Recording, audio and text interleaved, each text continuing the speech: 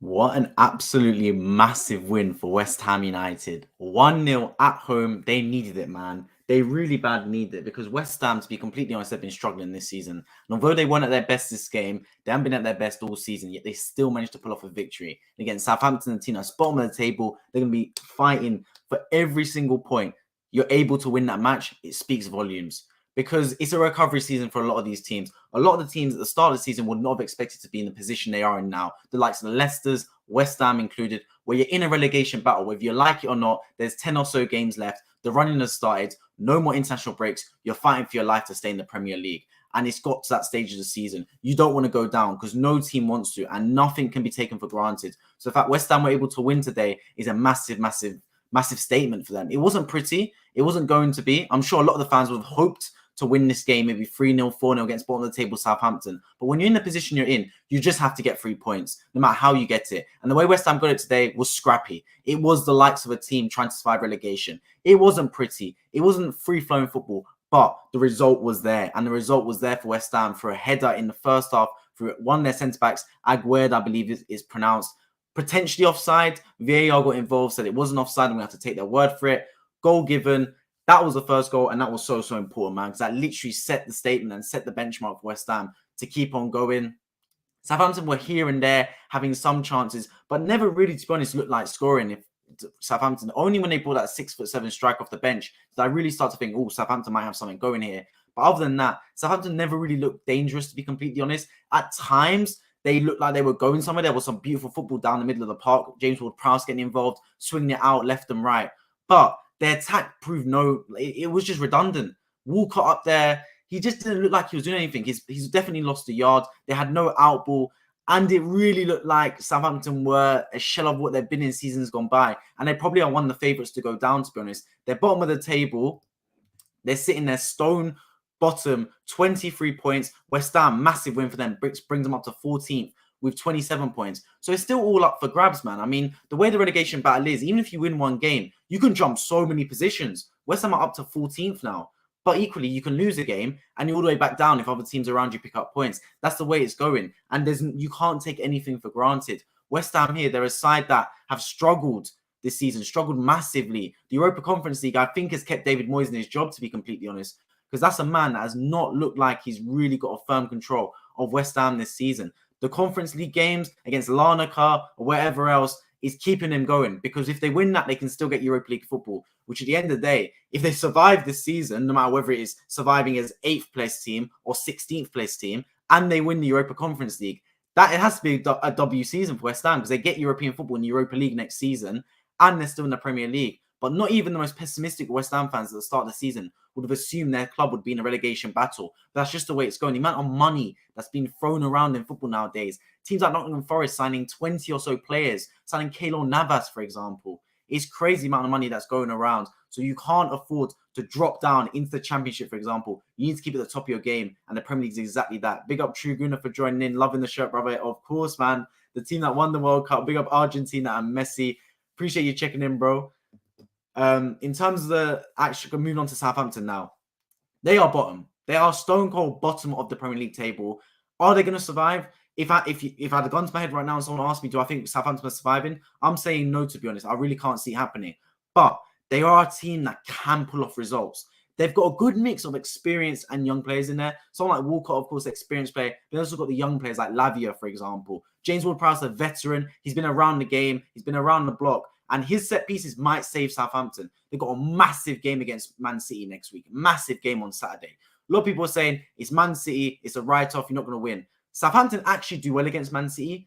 Like, they're a bit of a bogey team to Man City, Southampton. At home, at St. Mary's, they can pull off something. Trust me, they can. At home, you got a good chance. And every game is a 6-pointer for a lot of teams. A lot of teams. There's only very few teams that are not fighting for something. Only potentially Aston Villa and Chelsea are the only 2 teams that really haven't got anything to fight for the rest of this season. Apart from Chelsea in the Champions League, of course. Every other team, whether it's fighting for the Premier League, fighting for Europe, or fighting to avoid relegation, every team is fighting for something. Meaning every game has implications. Meaning that no team is going to go into a game taking it like it's a holiday. Every game is important. So Southampton really got to pull their socks up and get to work, because they can't afford to rest on their laurels, because big games coming up for them, home and away. This game against West Ham, you would say, oh, it's an away game, doesn't mean anything. You still need to pick up the points. They can't afford to treat any game like it's a free hit. Every game needs to be taken seriously by Southampton if they're going to stay in this division. Because trust me, right now, although a lot of teams are dropping points, there's a lot of teams picking up points as well. We saw Bournemouth yesterday pick up the win. Crystal Palace on their new manager, Roy Hodgson, bit of a new bounce. They pick up the win.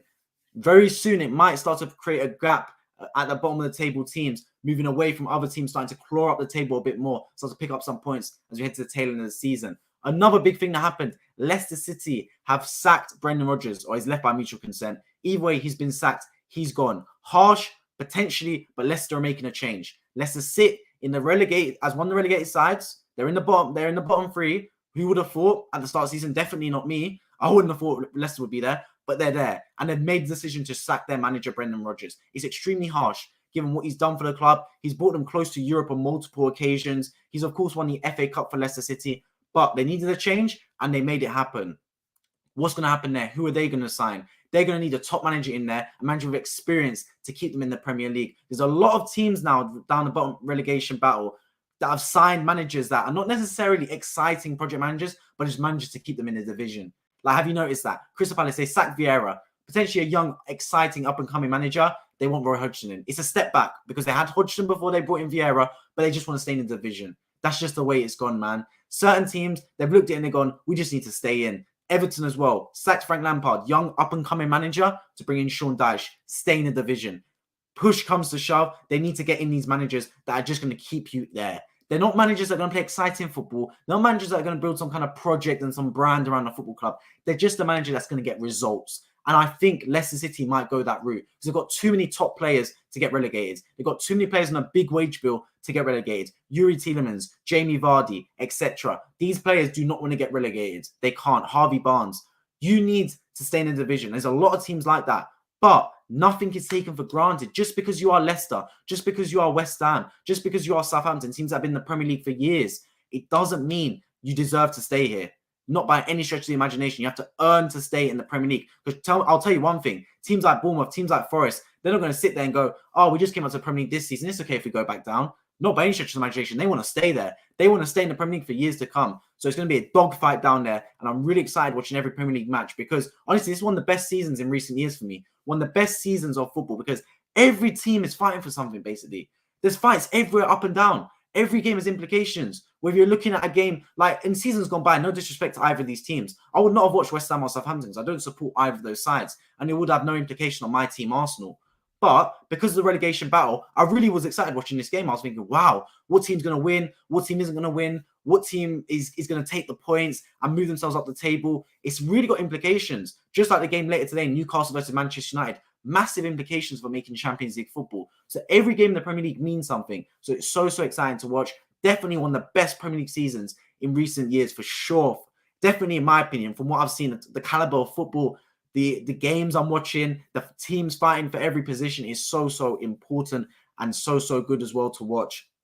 Moving back onto West Ham United, I think they will be safe. I do think they will survive. I don't see them getting relegated this season because they've got enough quality in that team. Like Declan Rice, we know he's probably going to go in the summer, potentially, but the man is good enough for a lot of Premier League teams. He's much better than a relegation battle. He's at least a Europa League, Champions League caliber player.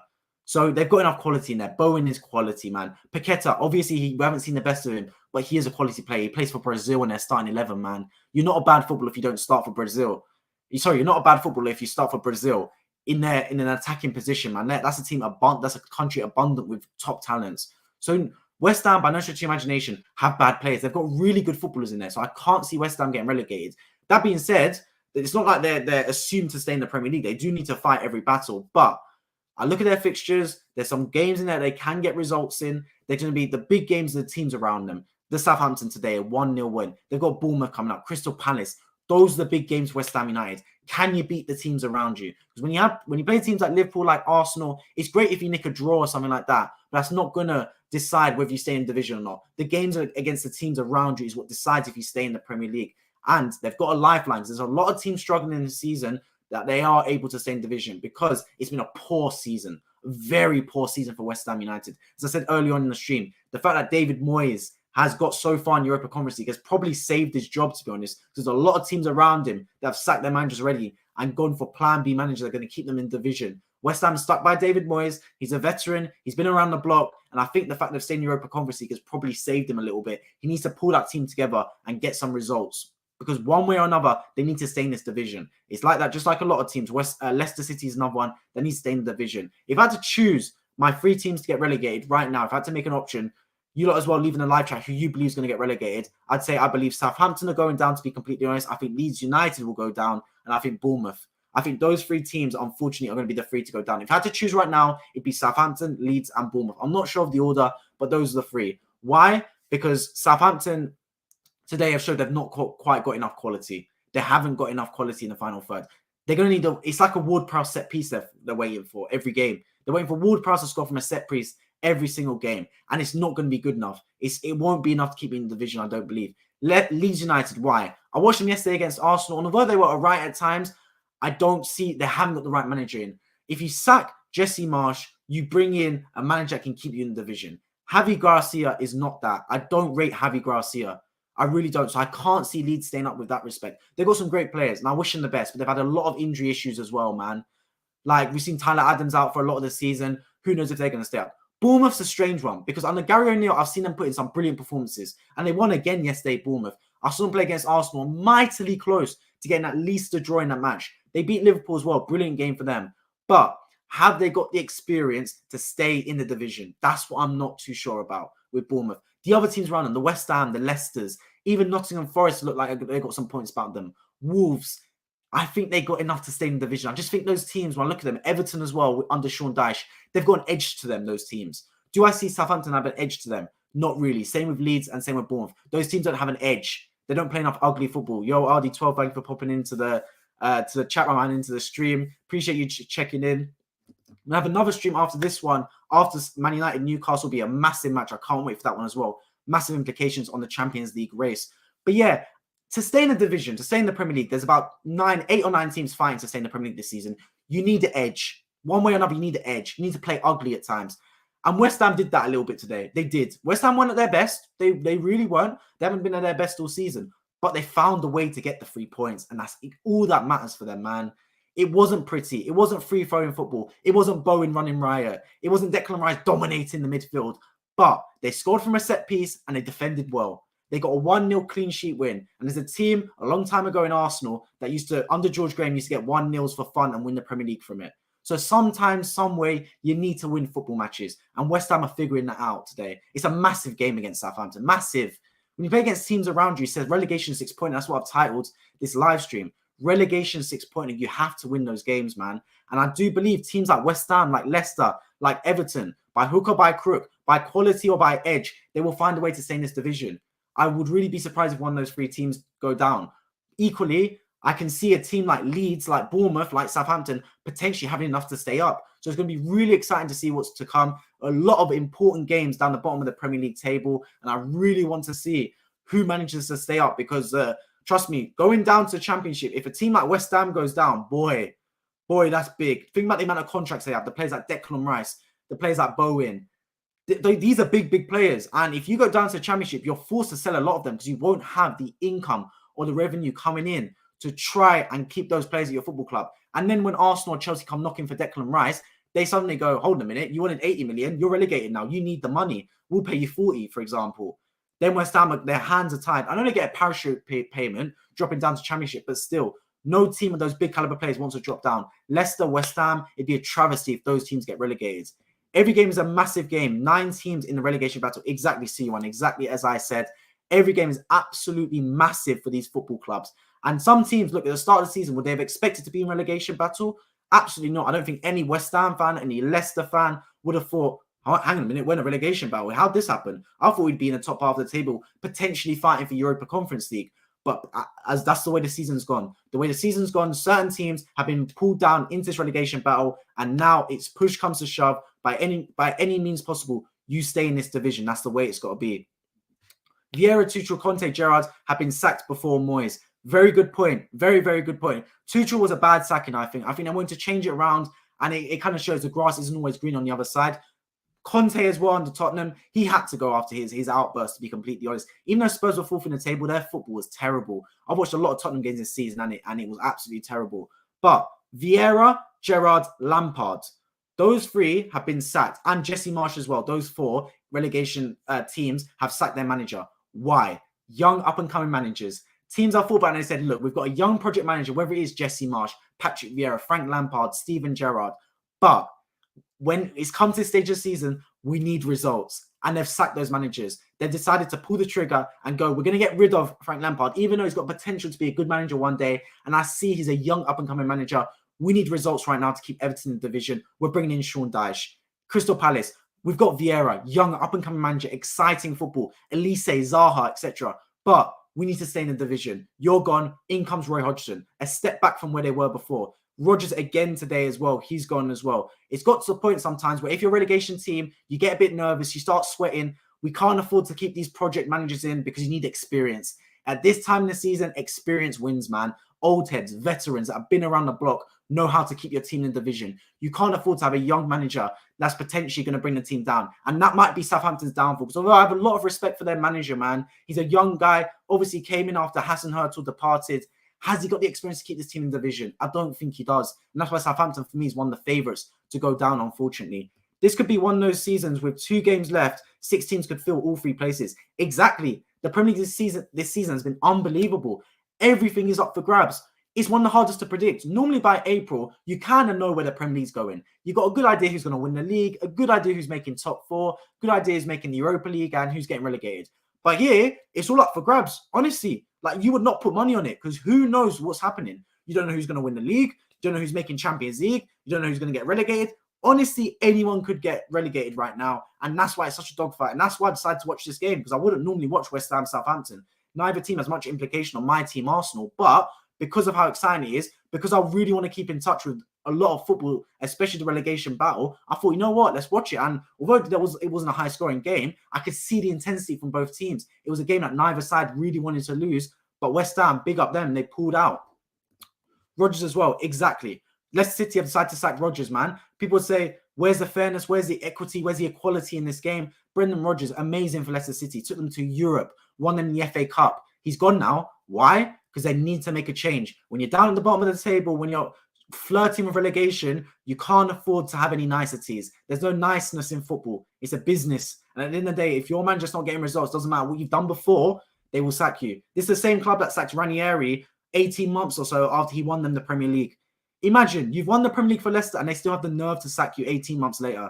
It's a ruthless business football, and that's the way it's gone. Brendan Rodgers, one of the best managers in the game it's been over past seasons, hasn't quite got it together this season. Same with David Moyes, and they've got rid of him. That's the way it's gone. I hope Rodgers heads off to Spurs now. That'd be interesting managers to go to Tottenham Hotspur, to be fair. We know Tottenham are on the market to sign a manager themselves. If I was Tottenham, I'd look at Thomas Frank, to be completely honest. I think he'd be a really good manager. Nagelsmann as well. If they have the potential to pull off Nagelsmann, that'd be massive. I know Chelsea potentially might sack Graham Potter. Nagelsmann could be an option for them.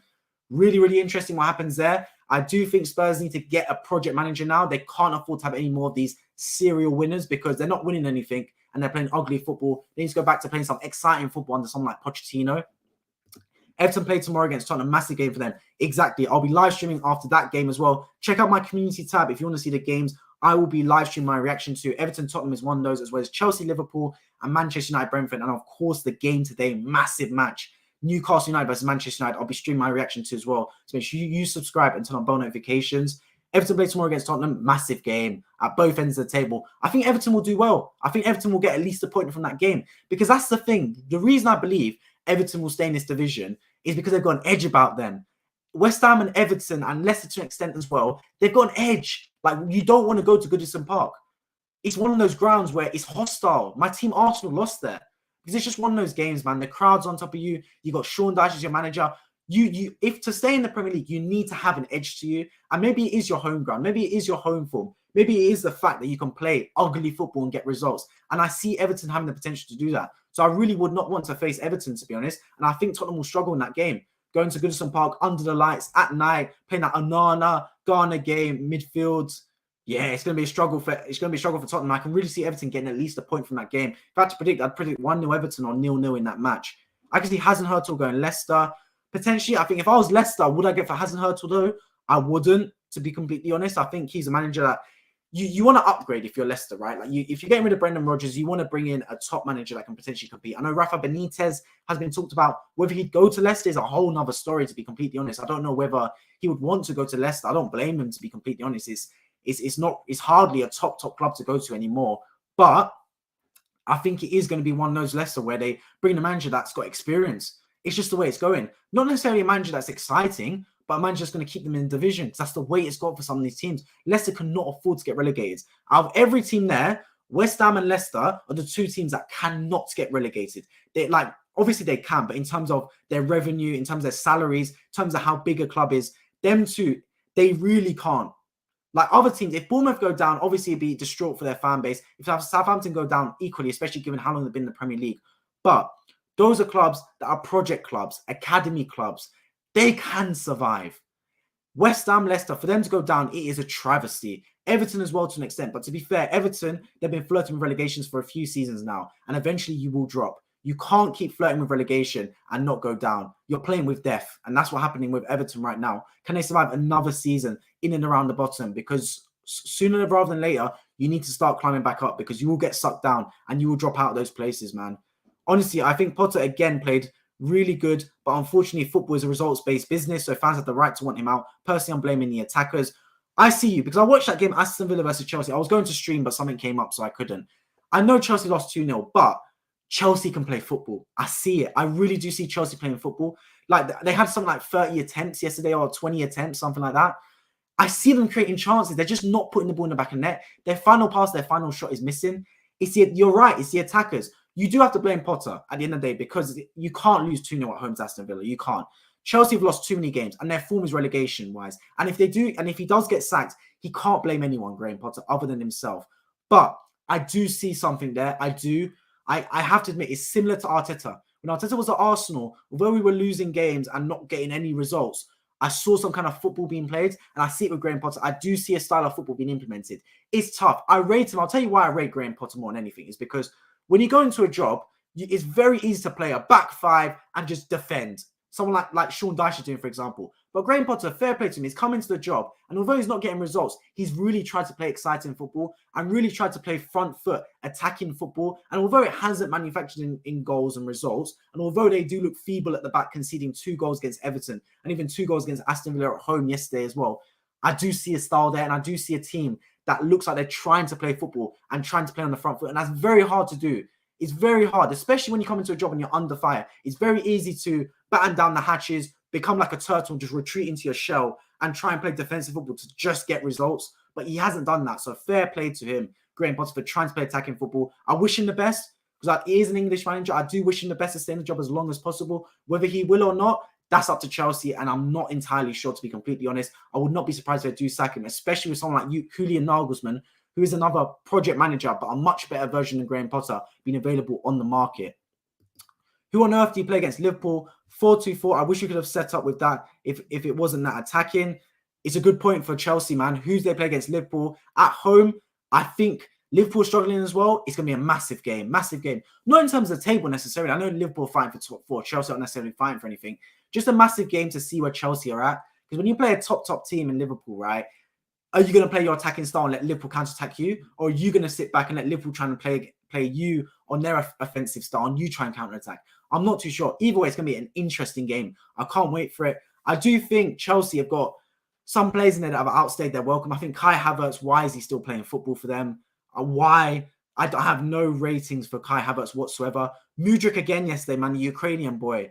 What is happening with him? Can't seem to shoot the football. It's crazy. He had 2 golden opportunities and he just scuffed it. Like, really poor finishing, man. I mean, players like Pepe at Arsenal was getting grilled for that. Nunez was getting grilled for that. Sancho was getting grilled for that.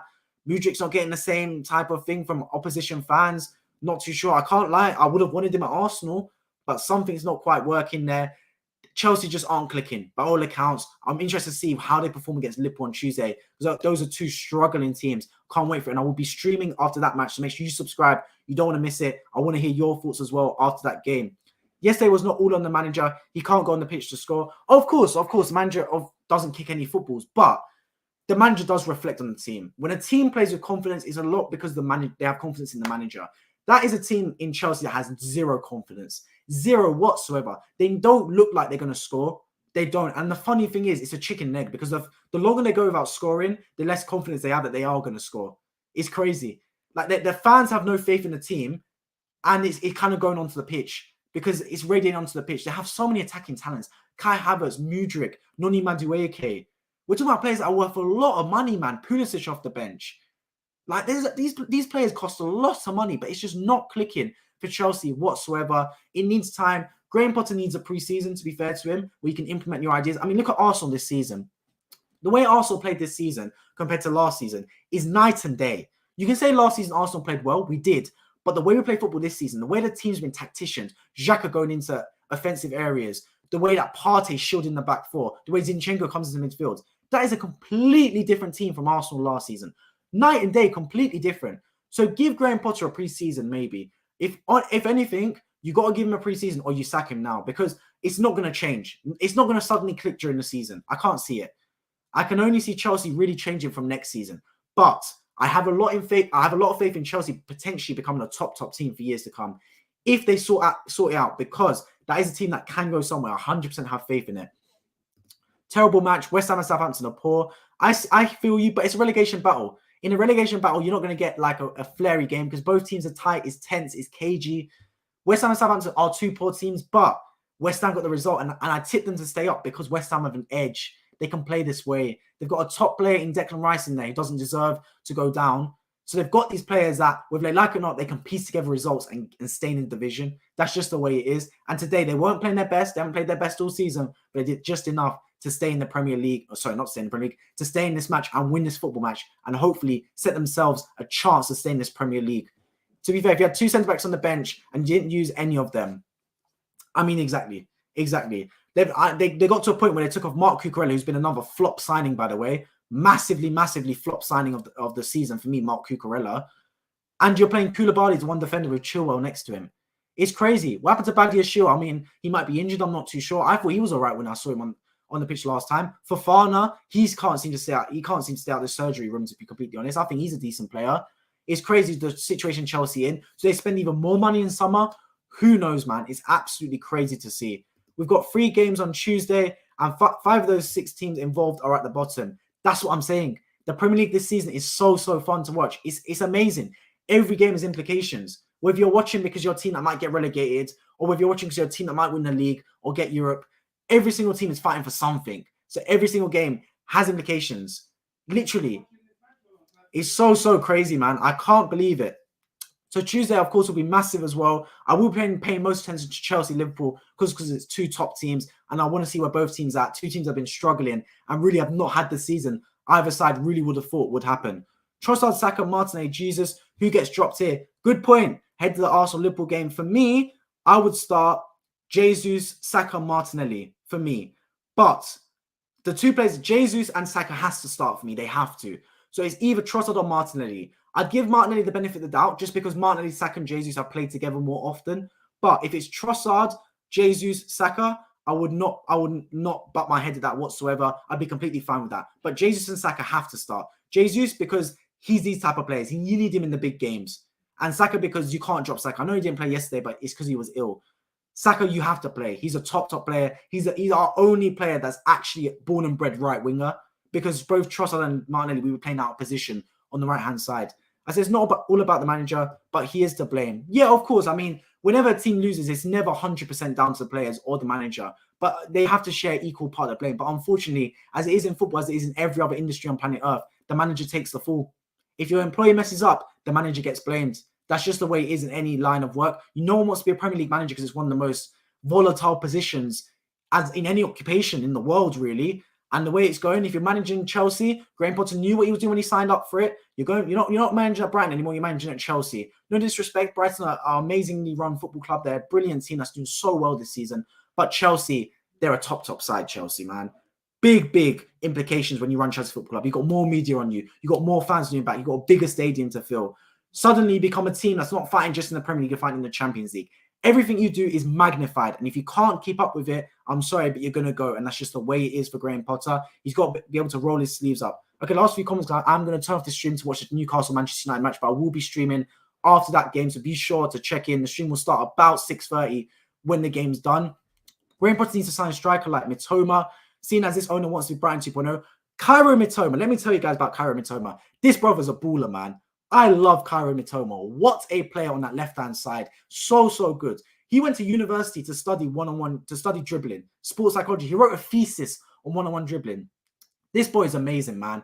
I knew as soon as I watched Cairo Mitoma play that first game against Tottenham Hotspur when he came off the bench, this guy was a baller. I saw it with my own 2 eyes. He's a top player, man.